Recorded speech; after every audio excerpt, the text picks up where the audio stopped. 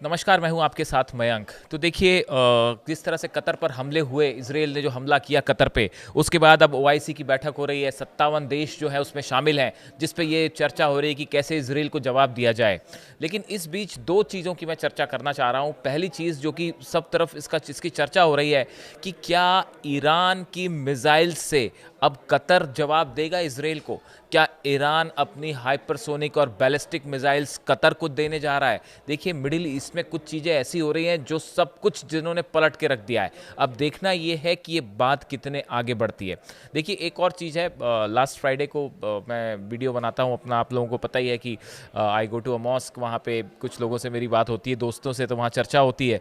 मैं उसका वीडियो बना नहीं पाया, मुझे वक्त मिलेगा तो मैं अलग से वो वीडियो बनाऊँगा।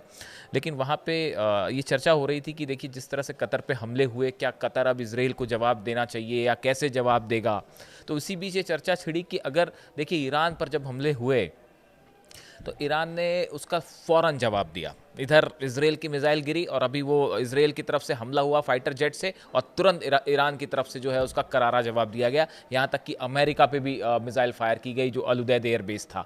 तो ईरान जो है वो कैसे तुरंत जवाब कैसे दे देता है, ये मैंने कई लोगों से सवाल पूछा वहाँ जो मौजूद थे। आपको क्या लगता है कि ईरान में और बाकी देशों में क्या डिफरेंस है, जो ओआईसी के सदस्य हैं, जो अरब कंट्रीज़ हैं, तो कैसे ये ईरान जो है वो अचानक कैसे जवाब दे देता है, फ़ौरन कैसे जवाब देता है। तो वहाँ मौजूद एक शख्स थे, उन्होंने मुझसे कहा, इंटरेस्टिंग बात कही, मैं शेयर करना चाहूँगा कि खून में हुसैन की बहादुरी है, ईरान ने करबला से सीखा है, हुसैन वाला एक किसी से कम नहीं। देखिए ये उनकी तरफ से जवाब आया, इसीलिए हमने थंब में भी इस टाइटल का इस्तेमाल किया है कि खून में हुसैन की बहादुरी है, ईरान ने करबला से सीखा है। वो शायद अली खामेनी साहब के लिए ये बात कहना चाह रहे थे कि जब भी ईरान को झुकाने की कोशिश हुई, दबाने की कोशिश हुई, तो भले ईरान अकेला खड़ा रहा लेकिन उसने हमेशा मुंह तोड़ जवाब दिया, जंग का हौसला दिखाया।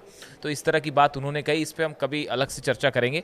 फिलहाल जिस बात की सबसे ज़्यादा चर्चा हो रही है वो ये हो रही है कि क्या ईरान अपनी मिसाइल्स कतर को देने जा रहा है। अब ये सवाल उठा कहाँ से, देखिए ईरान के लॉ मेकर हैं मुज्तबा ज़ायरी, इनकी तरफ से कहा गया है, he has called on Qatar to expel US forces and host Iranian revolutionary guard hypersonic missiles to counter Israeli threats. इनकी तरफ से ये ईरान के जो लॉ मेकर हैं, सांसद हैं, इनकी तरफ से ये बात कही गई कि कतर को अमेरिका की जो फोर्सेस हैं उसको बाहर कर देना चाहिए, और आईआरजीसी जो है, ईरान की जो रेवोल्यूशनरी गार्ड है, इसको अपने यहाँ तैनात करनी चाहिए, ईरान की मिसाइल्स अपने आप तैनात कीजिए। उन्होंने जो जराई हैं, एड्रेस कतर्स आमिर शेख तमीम बिन हमद अल थानी directly on x, urging the replacement of US military presence with IRGC aerospace forces. उन्होंने कहा कि भाई कतर को जो अमेरिकी फोर्सेस आपने अपने यहाँ बुला रखी हैं अल उदैद एयरबेस में, 10,000 से ज़्यादा फोर्सेज हैं, आप इनको हटाइए और ईरान के सैनिक आप अपने बुलाइए, ईरान की मिसाइल्स हम आपको देने के लिए तैयार हैं, आप उसे अपने आप तैनात कीजिए।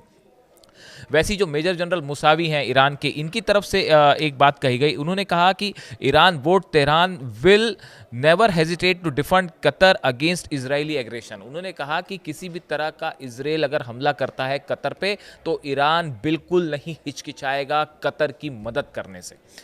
अब देखिए ये जो बयान आए, इसके पहले एक और ईरान के जो प्रेसिडेंट हैं महमूद पेजेश्कियान साहब, इनकी तरफ से भी ये बयान आया। उन्होंने भी एक बात कही थी कि won't deter but want a firm response to any further aggression, कि अगर कोई भी तरह का हमला होता है तो हम जवाब देंगे। और उन्होंने है showed full solidarity with Qatar. उन्होंने ये भी कहा कि हम कतर के साथ जो है पूरी एकजुटता के साथ करें, और सभी मुस्लिम देशों से, इस्लामिक देशों से अपील की कि आप मिल के इसराइल के खिलाफ कदम उठाइए।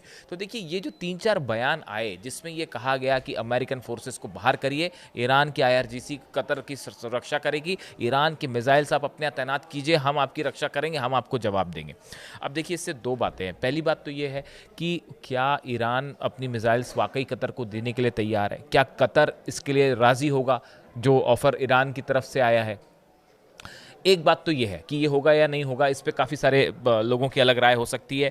ओआईसी की बैठक भी चल रही है आज, उसमें भी जो है 57 देश इस पूरे मामले पे चर्चा कर रहे हैं। लेकिन देखिए एक जो बड़ी चीज़ हुई, वो बड़ी चीज़ ये हुई कि जिस तरह से कतर पर हमला हुआ उसके बाद मुस्लिम देश जो हैं, 57 इस्लामिक देश हैं, इनका विश्वास कहीं ना कहीं डोल गया है अमेरिका के ऊपर।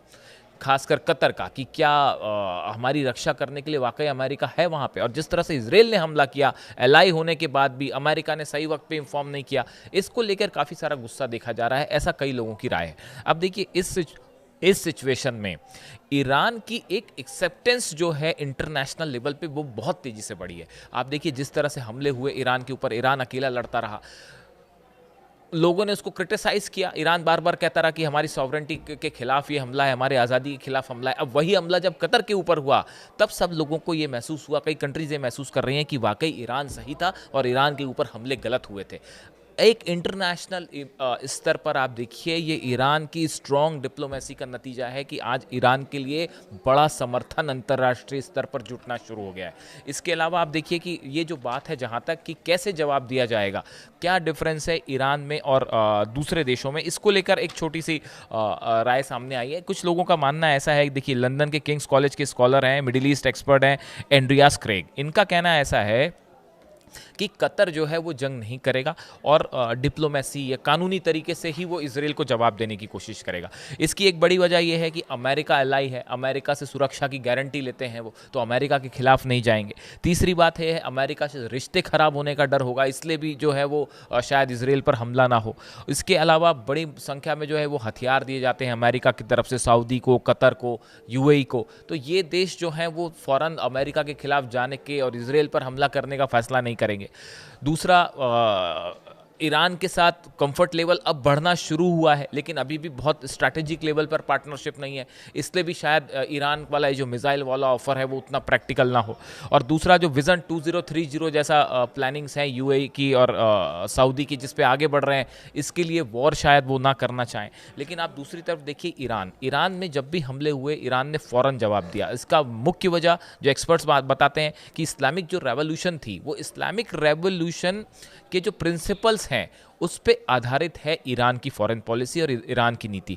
ईरान ने किसी भी तरह का जो उसके ऊपर सैंक्शंस लगे उसे अलग थलग करने की कोशिश की गई, इकोनॉमिक सैंक्शंस लगे उसकी कोई परवाह नहीं करी और बेबाक होकर हमेशा जवाब दिया। इसके अलावा जो हथियारों की बात होती है, ईरान ने रशिया से हथियार मिले हैं, चीन से मिले हैं, लेकिन ईरान ने अपने खुद की हाइपरसोनिक मिसाइल्स डेवलप करने में तेजी से आगे बढ़ा है। अपने खुद के हथियार बनाए हैं ईरान ने, उसको बहुत ज़्यादा दूसरे पर निर्भर नहीं रहना पड़ता। ये भी एक बड़ी वजह, जब आपके पास खुद अपने कंट्री में बनाए हुए हथियार होते हैं तो आप किसी देश के दबाव में नहीं आते। इसके साथ ही आपने देखा होगा कि जहाँ तक फिलिस्तीनियों की मदद करने वाली बात है, ईरान ने बड़े खुल के फिलिस्तीनियों का समर्थन किया और उसके लिए फिर जो परिणाम भुगतने पड़े, जब स्ट्राइक हुई, 12 दिन का युद्ध हुआ, तब भी ईरान ने जो है किसी तरह के दबाव में अली खामेनी साहब नहीं आए और वो उन्होंने बेबाक जवाब दिया, चाहे अमेरिका खिलाफ हो, चाहे अरबियन कंट्रीज खिलाफ हो, चाहे जो है वो इसराइल की तरफ से हमले हो रहे हों, बट ईरान अकेला लड़ता रहा लेकिन फौरन जवाब दिया उसने। शायद ये इसी वजह से वो भाई साहब जो कहना चाह रहे थे कि खून में हुसैन की बहादुरी है